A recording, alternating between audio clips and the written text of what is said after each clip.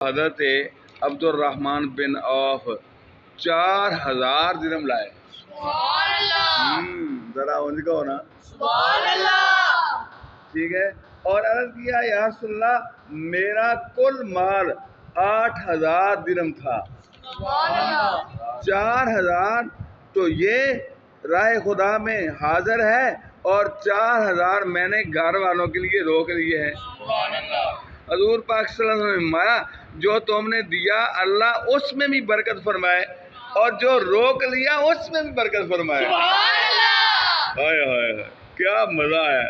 حضور پاک کی دعا کا یہ اثر ہوا کہ ان کا مال بہت بڑا، یہاں تک کہ جب ان کی وفات ہوئی تو انہوں نے 2 بیویاں چھوڑی، انہیں 8واں حصہ ملا جس کی مقدار 1,60,000 درہم تھی.